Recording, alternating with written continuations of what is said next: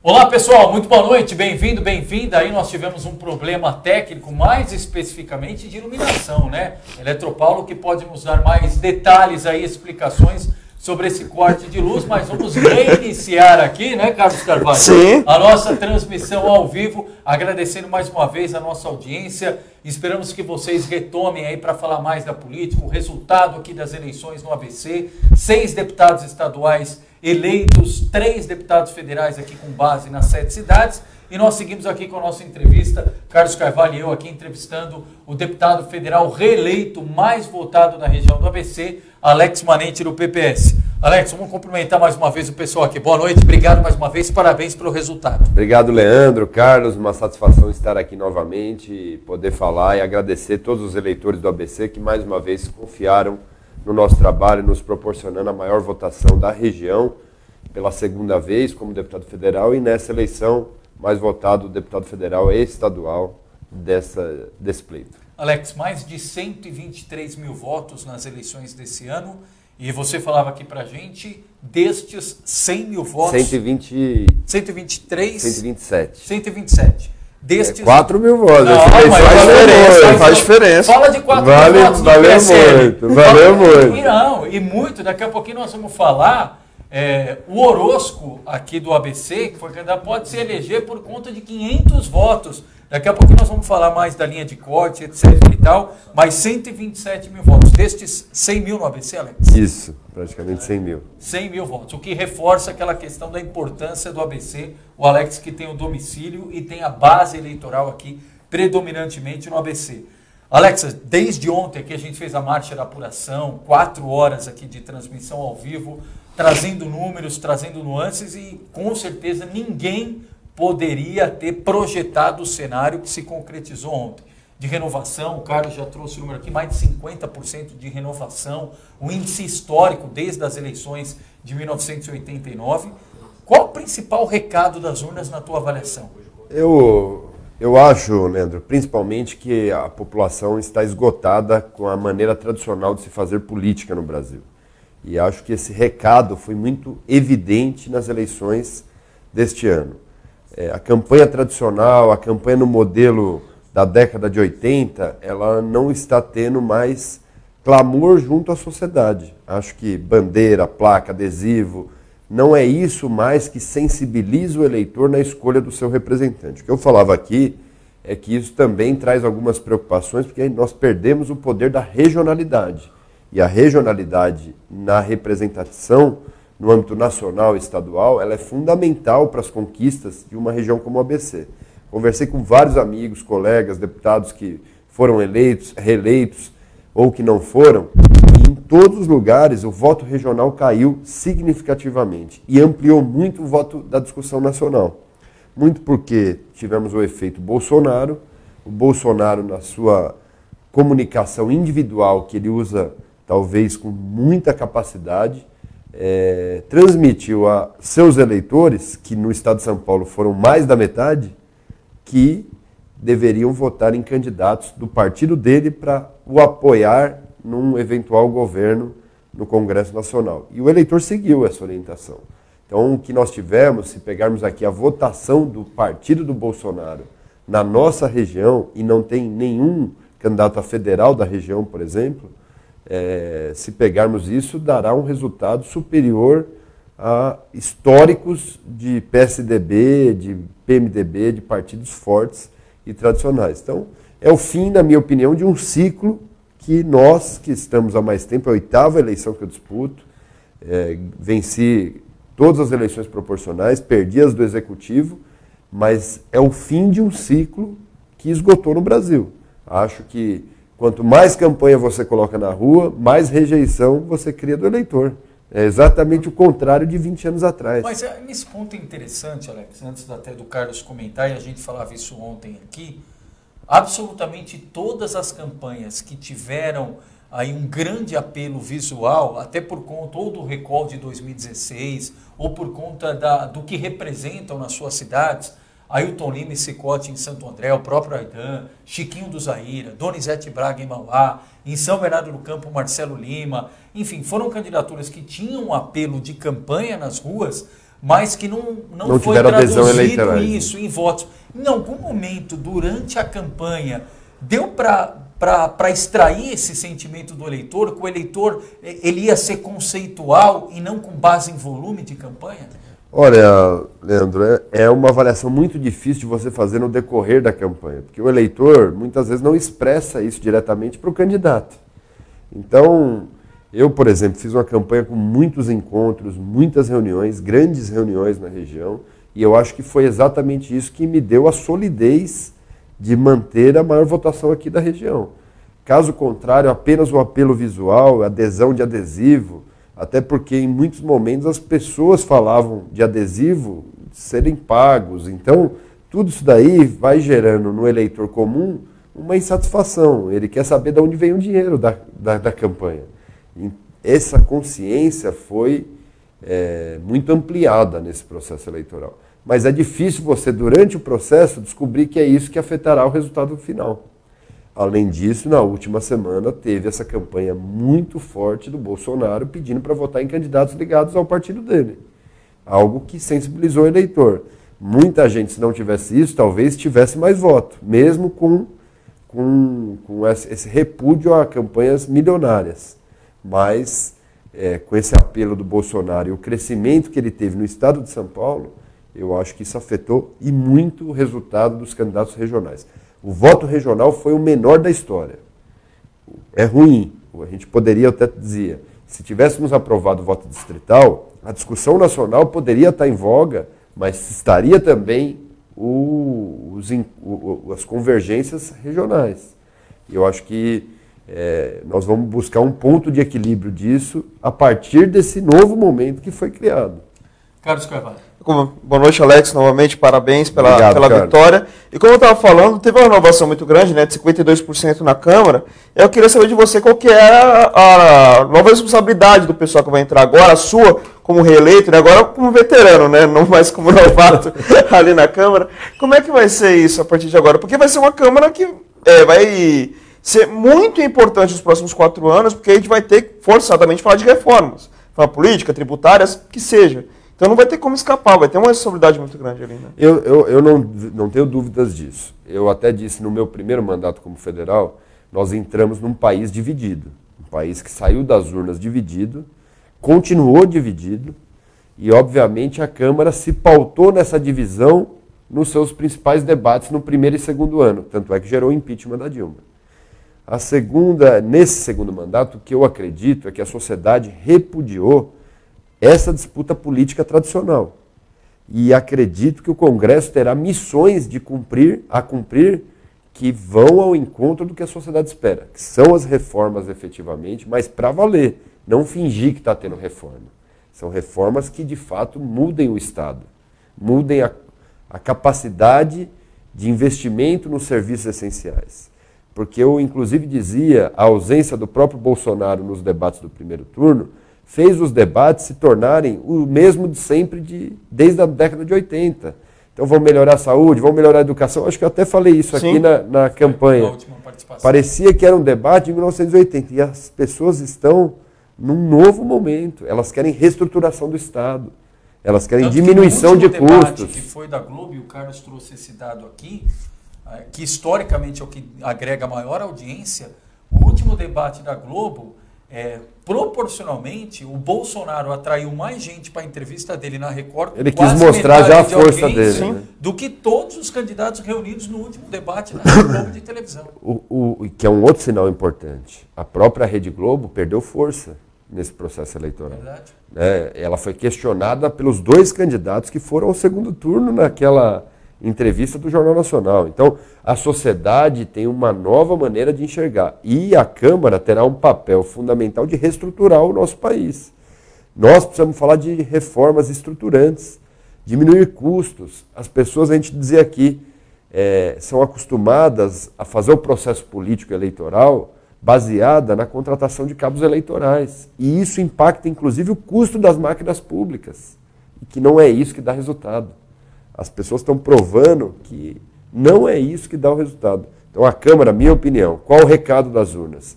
Filtrou, ficou metade nesse filtro. Outra metade é renovação. nós precisamos pensar nas questões estruturantes do país. Eu, por exemplo, vou defender firmemente a questão que eu acho fundamental para os dias de hoje na relação segurança e custo do Estado, que eu falei aqui do nosso sistema carcerário. Nosso sistema carcerário é equivocado.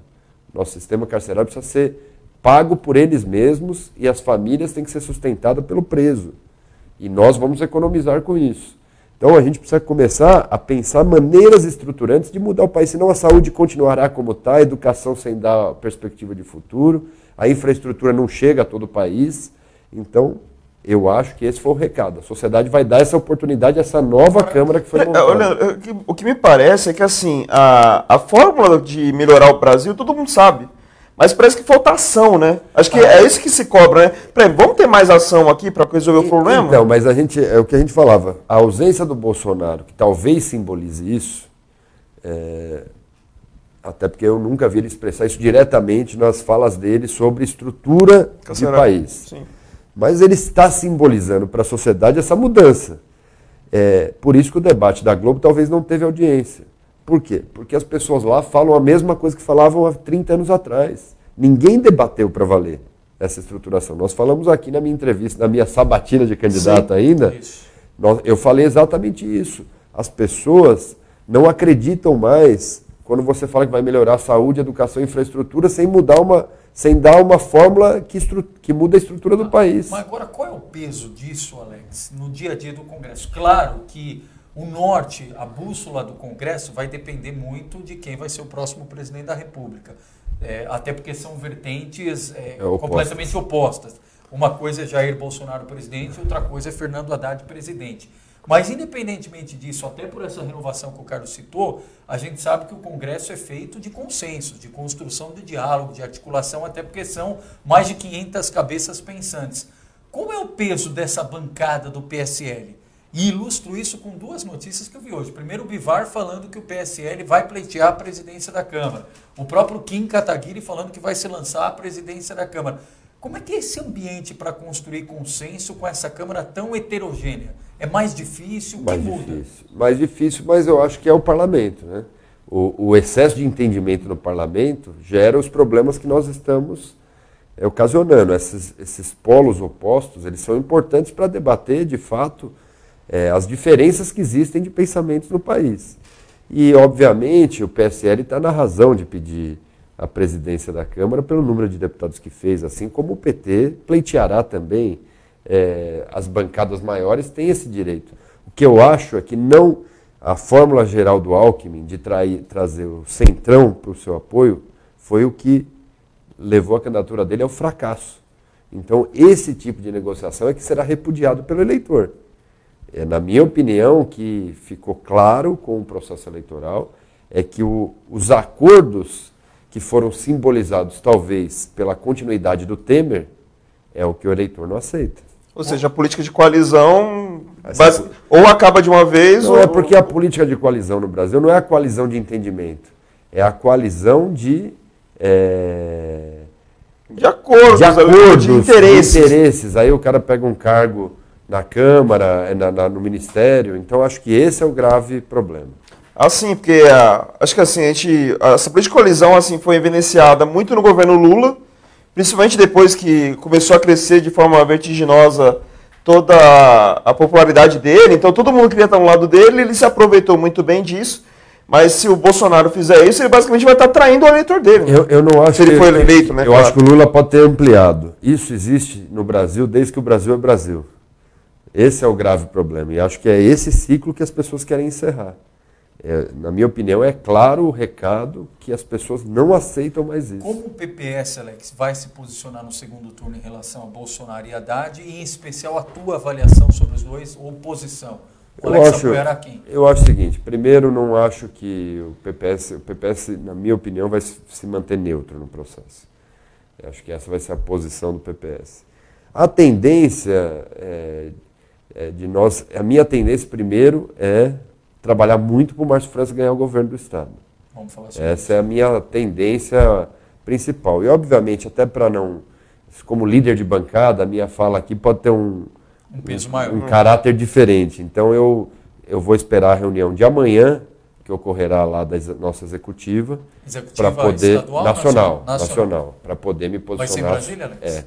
Vai ser em Vai Brasília. definir o posicionamento. Vai definir o que o PPS fará. Eu não quero me antecipar, até para não cometer o erro de, como líder da bancada, antecipar minha opinião pessoal. Mas só para fechar esse assunto, antes de entrar na questão do Márcio França, como é que os partidos vão se portar daqui para frente? Porque o partido mais tradicional de oposição do Brasil nos últimos anos, que é o PSDB, caiu de uma forma incrível. Definhou de forma incrível, né? Foi substituído por um PSL que não tinha ninguém e agora tem meio mundo aí no Congresso Nacional. É um recado para os outros partidos tradicionais aí, claro, de que, agora ou a gente muda a postura partidária ou esquece. Eu não tenho nenhuma dúvida disso. Eu não tenho nenhuma dúvida que não haverá mais os acordos para ter governabilidade. E esses acordos são repudiados. Se a gente lembrar, Leandro, os acordos são tão repudiados que o segundo turno em São Bernardo, se você se recordar, o momento que eu tive fôlego, depois de ter perdido o primeiro turno, quando o PCdoB declarou apoio. É um acordo feito por alguém que as pessoas repudiam. Então, o partido que não entender isso, ele vai acabar. E o PSDB, minha opinião pessoal sobre o PSDB sempre se valeu do anti-PT. O PSDB nunca foi autossuficiente, não tem uma marca própria, ele sempre foi o anti-PT. A hora que as pessoas descobrem que, ideologicamente, o PT e o PSDB não são tão diferentes quanto eles imaginavam, eles buscaram a candidatura do Jair Bolsonaro. E, consequentemente... O PSDB está sentindo isso na pele. O Fernando Henrique acabou de declarar voto para o Haddad. Pois é, a bancada do PSDB no Congresso encolheu pela metade, né? Significativa, metade. O Beto Richa terminou em quinto no Paraná na disputa do Senado, que era um dos principais quadros do PSDB no âmbito nacional. Minas Gerais, que estava muito bem encaminhado para o segundo turno, Anastasia e Pimentel, PT e PSDB, e o PSDB teria vantagem. O Anastasia foi para o segundo turno, mas foi com uma desvantagem sobremaneira em relação ao candidato do Partido Novo, e ao que tudo indica, o PSDB vai perder o governo de Minas. O que resta ao PSDB... E vai perder com uma grande diferença. Pois é, o que resta ao PSDB no Brasil, olhando os grandes centros, é o estado de São Paulo, justamente essa disputa Dória com o Márcio França. O PSDB perdeu muito desse seu espólio político. E, aliás, o Vitor Oliveira, pode pôr o print na tela, por gentileza? A gente tem a votação dos deputados federais em São Bernardo do Campo, até para a gente trazer mais detalhes aqui para quem está em casa, levando em consideração os votos só do eleitor de São Bernardo do Campo, para quem não conhece, a maior cidade aqui do ABC paulista. O Alex foi o mais votado, 52.621 votos. Marcelo Lima, vice-prefeito de São Bernardo, teve 33.844.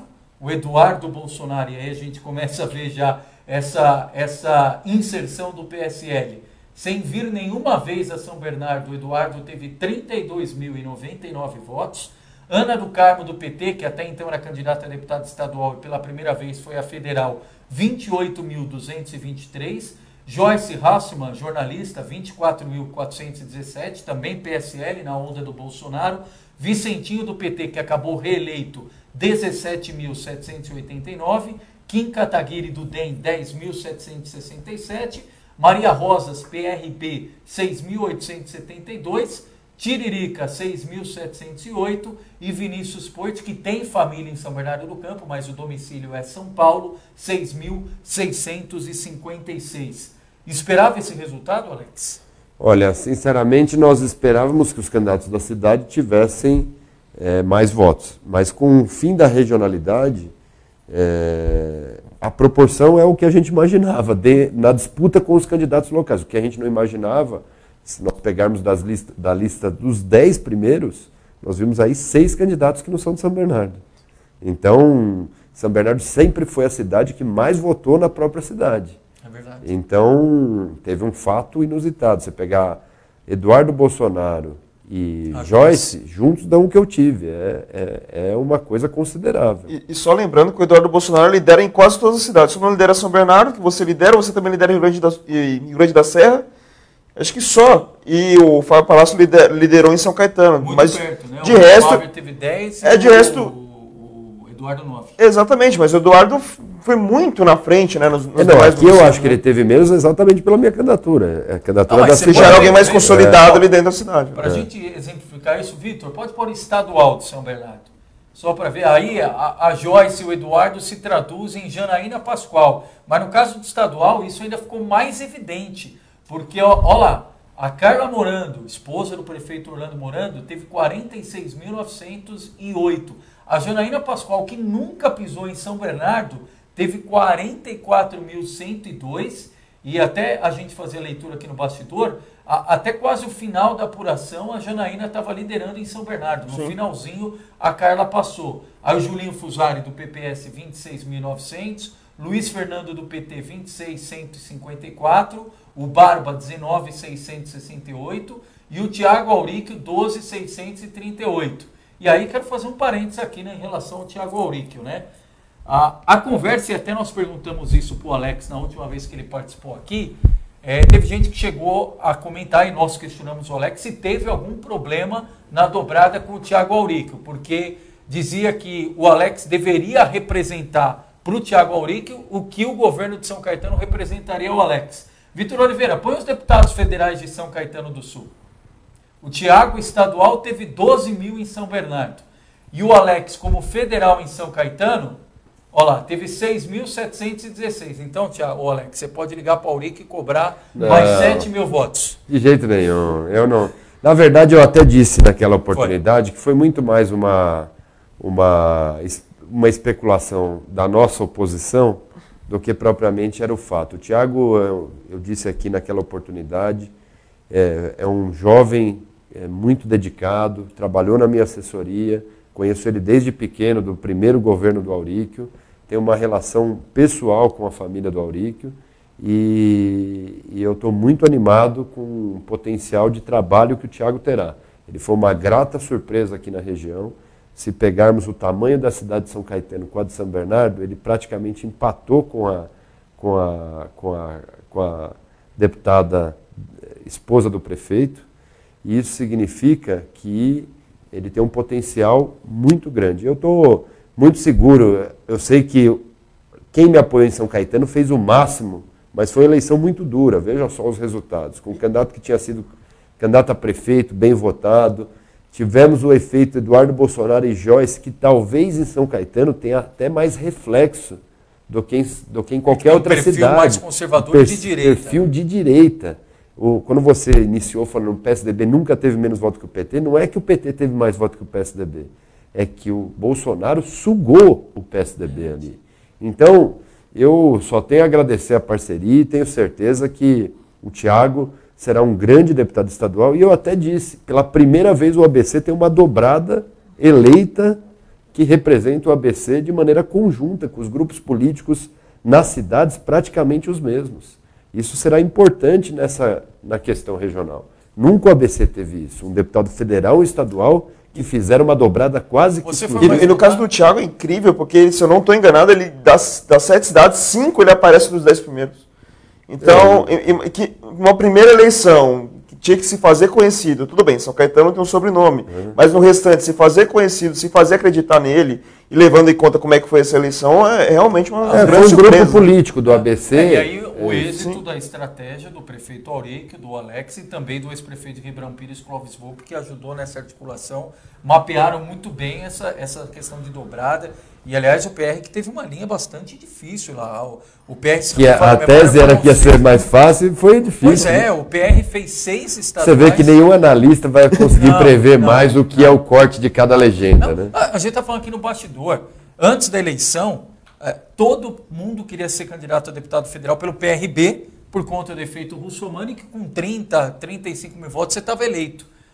Essa eleição foi mais fácil, em termos de voto, você ser eleito pelo MDB e pelo PT do que pelo PRB, porque os votos também do Russomano definharam. O Russomano teve 1/3 da votação que teve. O Tiririca teve metade da votação que teve na última eleição. E que mostra que o eleitor está muito mais atento, o que é extremamente importante em relação a esse cenário. Agora, isso que aconteceu na votação de ontem, Alex, na tua avaliação, foi pontual Ou realmente é uma nova ordem política que veio para ficar? Não, eu acho que é uma nova ordem política. Não sei se será com esse grupo que dominou as eleições, mas que há um novo modelo. Há um novo modelo, é inegável. Quem não se adequar, eu até disse que eu estou muito feliz, até mais feliz agora do que na passada, porque eu passei num filtro seletivo nessa eleição. Eu sou, dos reeleitos, eu sou o 6º do Estado. Fiquei em 23º na outra eleição e sou o 24º nessa, mesmo com todo esse efeito. Então, eu me sinto muito satisfeito e com uma responsabilidade redobrada, porque eu tenho certeza que essa eleição, o filtro foi muito mais severo. Veja só, o que teve de campanha para não reeleger ninguém, e essa campanha pegou, tanto é que renovou 52%. Você passar por esse filtro, obviamente, deixa, e mantendo uma votação alta, fui o único deputado do ABC que passou de 100 mil votos. Nenhum outro passou, nem chegou perto de passar de 100 mil votos, ou seja, foi uma eleição bastante seletiva. E quem é regional, como eu sempre defendi o ABC, não foi uma eleição fácil. Se nós pegarmos os candidatos regionais do Estado, eles tiveram muitas dificuldades e pouquíssimos se elegeram. Na tua avaliação, até comparando com 2014 em São Bernardo, o Alex teve 88 mil votos. Na tua avaliação, a Joyce e o Eduardo dialogam mais com o teu eleitorado do que foi o Russomano e o Tiririca? Não, mas não é só a Joyce e o Eduardo. Nós temos ali o Kim, temos o Vinícius. Quantos mais votados em geral? Se nós pegarmos esse eleitor, ele foi representado exclusivamente na outra eleição. O Tiririca eu não conto, porque não é o eleitor nosso. É no voto de protesto. Não é de protesto, é um voto até de brincadeira, né? Não é nem de protesto. Os atuais entraram muito mais no teu eleitor agora do que o que foi em 2014 o Russomano. Sim, porque o Russomano, na minha opinião, foi o único que entrou nesse eleitor na outra eleição. Ele teve 30 mil votos em São Bernardo. Então, esses outros, se você somar, dá 100 mil votos. Então, obviamente, na minha opinião, eles entraram. E para estadual, só teve a Janaína. Verdade. Só teve a Janaína que pegou. Tanto é que ela teve 2 milhões de votos, porque todos esses votos estavam concentrados nela. Federal teve uma lista. Você pegar os 10 primeiros aí da lista de federal, todos são assim. E só para esclarecer aqui o Lucas, obrigado, Lucas, pela participação. Ele está falando, Vinícius Poit é de São Bernardo. Vinícius, quando a gente fala que é em relação não à data de nascimento ou local de nascimento, mas em relação ao domicílio eleitoral. O Vinícius Poit, se não me engano, a família dele ainda reside em São Bernardo, mas o domicílio dele está por São Paulo, né? Exatamente. Inclusive, ele explicou isso quando ele veio aqui no RDTV. Né? Assim como o Guilherme Mussi também. Guilherme Mussi tem família lá em São Bernardo, nasceu lá. Agora, Alex, do ponto de vista, e como jornalista, sabe que jornalista sempre está na eleição e fala da próxima eleição. E até pelo fato, por exemplo, em São Bernardo do Campo, e o Orlando Morandi chegou a dizer isso no anúncio da dobrada, que o fato de ser a Carla Morando, esposa dele, e o Marcelo Lima, vice-prefeito, colocados no cenário, óbvio que também teria uma avaliação do governo dele em voga. E teve. Pois é. Até que ponto isso afeta ou tem impacto na disputa da sucessão de São Bernardo em 2020? Eu não acho que é um impacto para a sucessão, porque até lá tem muita água para passar debaixo dessa ponte. Sim. O que, na minha opinião, foi um recado de ontem da avaliação do governo dele. Não adianta criar uma imagem superficial que a sociedade repudiou de outra maneira. E olha, eram as maiores campanhas de São Bernardo. Sem dúvida nenhuma, por onde você andava, as maiores campanhas, 20 vereadores apoiando, era o maior grupo político da cidade, com uma força econômica de uma campanha estruturada em toda a cidade. E o eleitor respondeu na urna. É óbvio que isso reflete o sentimento das pessoas para com o governo. Diferente dos outros governos que tinham 2, 3 candidatos, ele organizou o governo para uma candidatura federal e uma candidatura estadual. Que, pelo que eu estou sabendo, a candidatura federal foi a pior da história que um governo já apoiou. Isso é um recado, claro. De estadual, a mesma coisa. Se nós pegarmos a votação da Carla, nós vamos ver uma votação muito abaixo de que qualquer governo já deu aos seus deputados. Então, eu sinto, de fato, que é um recado. Agora, É um recado para o governo, um recado para a política tradicional, é um recado que não reflete apenas o governo, é um conjunto de fatores. Olha, poderia aqui estar falando que era só o governo, mas tem que ser correto. Foi uma eleição que foi um recado para os políticos tradicionais. O Orlando é um político tradicional da cidade.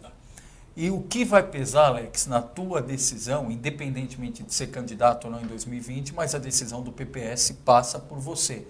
Disputou todas as eleições, como você disse, desde 2004. São 8 eleições. O que vai pesar para o Alex definir se será ou não candidato a prefeito? Ô Leandro, nós acabamos de sair de uma eleição duríssima, uma eleição que eu tenho uma responsabilidade ampliada, na minha opinião. Esse resultado das urnas mostra, de fato, essa responsabilidade e eu vou me dedicar a cumprir esse papel. E no momento que se aproximar as eleições municipais, nós vamos discutir isso. Acho que não é nem o momento, a questão partidária vai ser muito debatida, tenho certeza que haverá inúmeras discussões no Congresso sobre os partidos no Brasil. Essa eleição não passará à toa, os partidos se rediscutirão, e eu acredito que essa é uma discussão para 2020. Nesse momento é cumprir esse papel importante que a sociedade mais uma vez me confiou. E só lembrando que 2020 também tem outra novidade, que é o fim das coligações por proporcional. Ou seja, se manter a linha que teve em 2018, mais essa nova regra em 2020, com certeza vai ser uma eleição muito diferente e vai proporcionar mais renovação. Né? Mais renovação, e o Bolsonaro é um caso a ser... A verdade é o seguinte, partidos como o do Bolsonaro, eles mostraram que não precisa de coligação quando tem um conteúdo conceitual, que é o que o Leandro falava aqui. Tem conceito, as pessoas vão na legenda. O PT, durante muito tempo, se apropriou disso na esquerda. Sim. E até hoje faz grandes bancadas por isso. Então, acho que os partidos, para sobreviverem, e é isso mesmo, quando a gente acabou com a coligação, é exatamente porque nós precisamos rever essa questão de coligações montadas com finalidade meramente eleitoral, sem nenhuma convergência ideológica. Agora, Alex, tem muita gente participando aqui, vamos tentar ir atualizando. Martim Clementino Silva, obrigado, dando boa noite, parabenizando pela transmissão. Donai Neto, presidente do PSB de Santo André. Marlene Diniz, Rogério da Lupa, Regina Lima, Nadir Gomes, o Ronaldo Pedrosa, agradecendo também a votação, falando de Mauá, falando do delegado Olim, Luiz de Deus Tavares, Odair Júnior, Osias Melanias, Irineu Chacon, a Larissa, Francine Roque, Rogério da Lupa parabenizando o Alex Manente, falando mais votado de São Bernardo, Célia Regina, Donato Ribeiro, falando, ô Alex, tomara que você não suma da cidade e da região. Mas o Alex não sumiu, tem participação, né, Alex? Ele está mais aqui do que fora. Quer se esconder, quer procurar, vai se esconder em São Bernardo. Roberto Palinha, Irineu Chacon, parabéns, deputado, Deus te abençoe. Quero agradecer aqui a presença nos bastidores, Leandro Laranjeira conosco, Tiago Silva, Clenir Barbosa, Edson Pinto, Tereza Marano, Ricardo Ferrari, Donato Ribeiro. Aí tem uma discussão importante que eu vou colocar para o Alex aqui. Pessoal falando a respeito de placas aqui no ABC, das campanhas. Falando do Ayrton Lima, falando do Cicote, falando em Santo André, do Tiago, do Alex. Alex, na campanha, tem como candidato ter controle total sobre o local de placas, ou em algum momento tem como você pegar, você pega o telefone, passei no local, não quero que coloque essa placa. Como é que funciona a relação do candidato com placas? É muito difícil, né? Porque você passa orientação, numa campanha curta, você talvez nem passe pelo local que foi colocada a placa. Então, não é fácil você ter esse controle. Tanto é que eu posterguei ao máximo ter placas. E havia um debate no TRS se poderia ou não poderia ter placas. Eu posterguei ao máximo.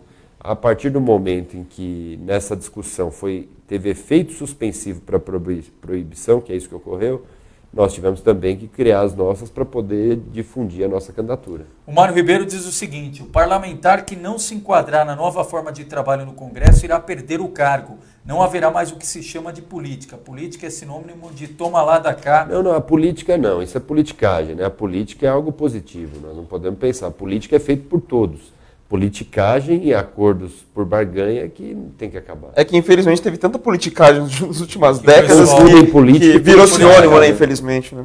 Outro comentário aqui rapidamente, Carlos. O Miro Mota. Alex, você poderia propor a reforma tributária para a produção da indústria e comércio em geral poder gerar empregos e está citando o número de quase 14 milhões de desempregados no Brasil. Olha, eu sou coordenador da Frente Parlamentar da Indústria Química, que é uma indústria bastante importante na região do ABC.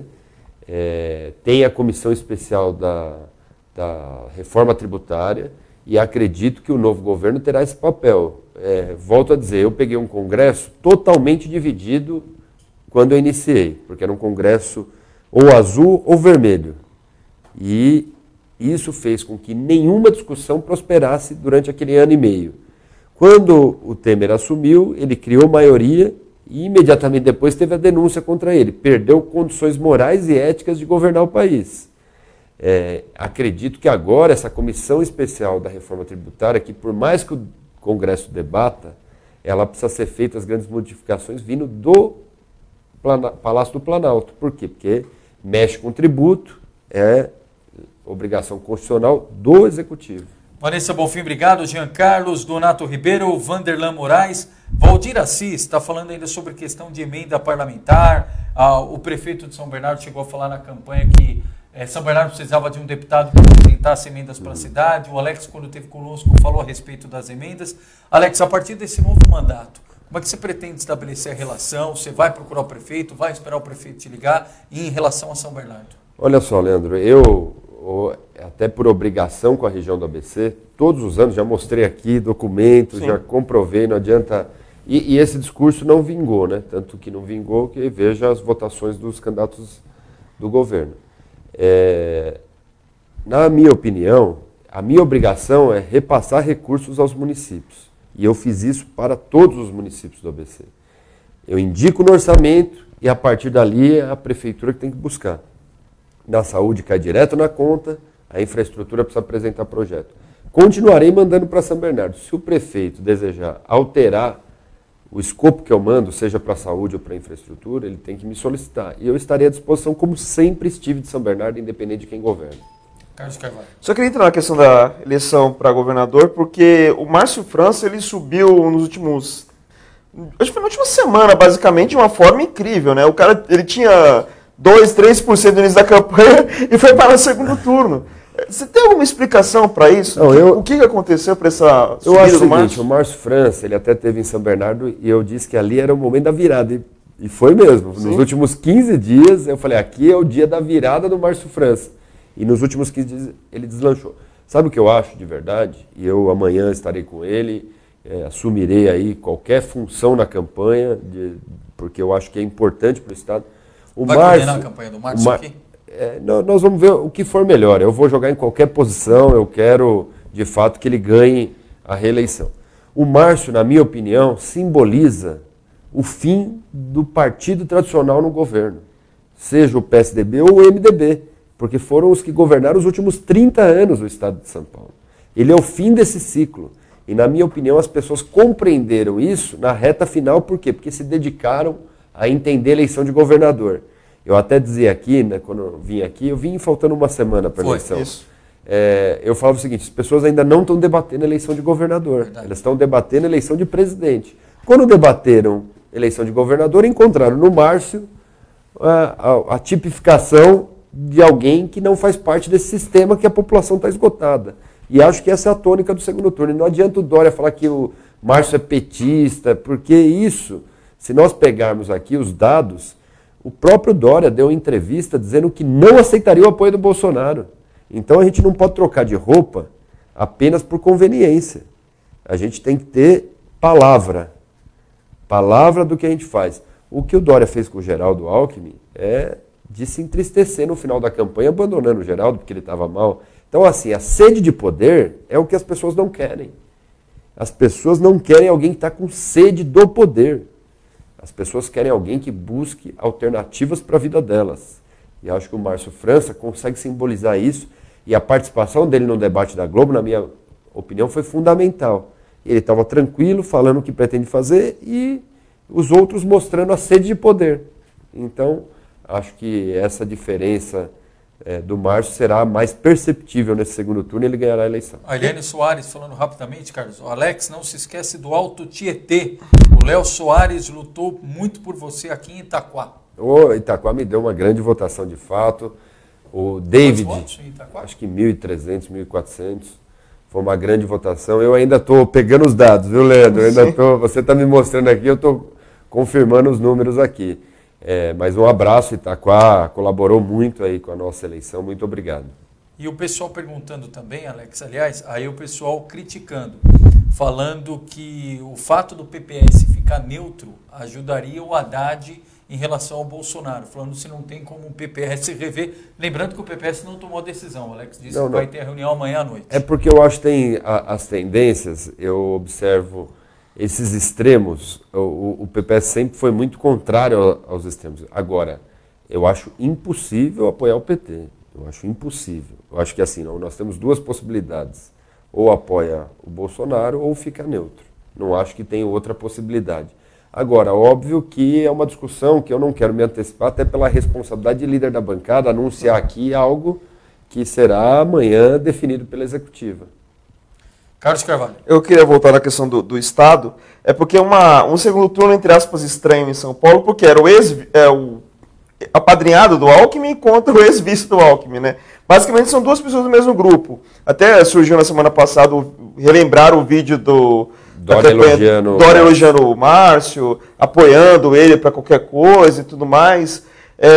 O que vai pesar nessa segunda fase da eleição para o eleitor tentar diferenciar exatamente Dória do Márcio França, sendo que os dois, entre aspas, lógico, têm a mesma base? Não, eu não acho que é a mesma base. São bases diferentes que agregaram ao projeto à época do governador Geraldo Alckmin. E depois houve a construção do Dória, imaginando que ele seria uma outra... Exatamente isso que as pessoas querem, fugindo desse padrão comum da política tradicional. Só que o Dória virou um político mais tradicional que qualquer outro. As ações dele foram mais tradicionais do que qualquer outro. Mas o Márcio tem uma outra história. Foi prefeito de São Vicente, cumpriu o mandato, foi reeleito com a maior votação da história em percentual do Brasil, foi um bom prefeito, é um gestor com sensibilidade e tem um foco, que na minha opinião é o grande erro do PSDB, tem um foco na segurança pública. A segurança pública é um calcanhar de Aquiles do PSDB. Por mais que se fale em números, se nós pegarmos efetivamente as ações, é só perguntar para um policial militar na rua. Quem que ele vai escolher? Dória ou Márcio França? Ele vai no Márcio França. Mandar um abraço para o Zé Ricardo Montandon Faria, lá de São Caetano, obrigado. Gilvandro, obrigado. Carlos Henrique Barbosa, o Ailton Lima, que foi candidato a deputado federal aqui, com base na cidade de Santo André. Obrigado, Ailton, pela participação. Quem mais está aqui conosco? Lu Oliveira, Jean Malvese, Cícero Moreira, Carla DS, pessoal já se manifestando, dando opinião em relação ao governo do Estado. Ricardo Lopes, obrigado pela participação, parabenizando o Alex. William Wada, o Anderson Malu, Vera Araújo, Valdir Assis, quem mais aqui? Mário Ribeiro, eu tinha citado há pouco, obrigado pela participação. Rosana Rodrigues, o Luiz de Deus Tavares também tinha citado aqui. Marisa Quaresma, obrigado. Eliette Machado, Vinícius Andrade, Alex Porô, estão nos acompanhando nessa noite. Obrigado, viu, pessoal? Carlos Carvalho, aí, a derradeira. Vamos lá. Vamos falar ainda de futuro. Qual que será o próximo passo da política? Assim, no geral. Porque a gente vai pensar na reforma política, mas a gente sabe que não adianta só reforma, né? A própria política tem que se adaptar a ela, as mudanças e tudo mais. Qual vai ser o próximo passo?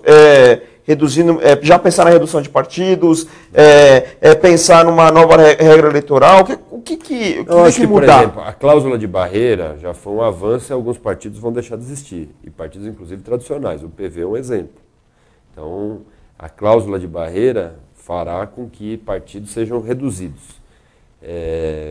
Uma outra questão que eu acho que é importante, a maneira de nós votarmos, talvez com a questão do Bolsonaro, isso ficou claro, e que a questão do PT ficou claro. Mas só os dois partidos acabam elegendo deputados pelo coeficiente por conta da ideologia nesse momento. Os demais é por soma de esforços individuais. Na minha opinião, tem que acabar. Eu votei a favor do distritão para ser os mais votados. Eu não acho justo ter deputados com menos votos, enquanto o outro tem 4, 5 vezes mais e fica fora. Eu nem sei qual foi o primeiro que ficou fora nessa eleição, qual foi a votação. Mas geralmente há uma grande desproporção, Sim. Ainda mais quando tem efeitos como o do Bolsonaro e do PT, que acabam elegendo com pouco voto. E também eu acredito que a gente tem que reduzir o Congresso Nacional, termos menos representantes mandatários, menos mordomias e privilégios. É um projeto, inclusive, nosso, nós vamos continuar defendendo isso. Aliás, o primeiro que ficou fora aqui, entre os mais votados, Alex, do que eu estou checando, foi o Miguel Haddad, do PSDB, teve 86.042 votos. Foi o primeiro a ficar fora. Aí abaixo dele o Arnaldo Faria de Sá. E o último que foi eleito com quanto? Foi com um pequeno número, PSL com certeza, nós vamos ver aqui por partido. Por partido, o PSL teve 4.409.000 votos e o último foi Giga Peixoto com 31.718 votos. E eu acho que o PSL faria mais se não fosse a conta do coeficiente. Verdade, verdade. Depois veio o doutor Vinícius Porque 4 Rodrigues, milhões e 400 faria, se são 300 mil, faria 15. Verdade. Então, eles não fizeram por causa da nova regra de coeficiente. Senão teria exatamente. Ó, foi o Marcelo Cochettini, 23, Comandante Castanho, 24, Coronel Castro, 24, Vinícius Rodrigues, 25. E o mesmo aconteceu aqui em São Paulo. Se você pegar os estaduais, aqui, ó, por partido. Quantos votos teve o PSL? 4.025.000 votos para estadual. Então faria 20. E fez quantos? Faria 20, vamos ver, abrir aqui agora. Fez Janaína Pascoal, 1, 2, 3, 4, 5, 6, 7, 8, 9, 10, 11, 12, 13, 14. Exata, fez 15 votos. 15 votos aqui o P. Aliás, 15 deputados estaduais. Isso, mas maior bancada, né? Maior bancada do PSL, mas por conta do que o Alex falou. Pela conta faria 20, só que abaixo do Coronel Nishikawa, que foi o último que conseguiu se eleger com 23.094, o restante não passou pela cláusula ali, pela linha de corte. Coronel Badim teve 20.973, Vitão Ricomini 20.405, Tenente Carmelídia 17.500, Daniela Braga 17.300, justamente por conta de não ultrapassar aquele limite. Mas o que eu acho também que vai acontecer é que todo mundo fica muito de olho no que o PSL vai fazer nos próximos anos, independente se o Bolsonaro venceu ou não nesse segundo turno.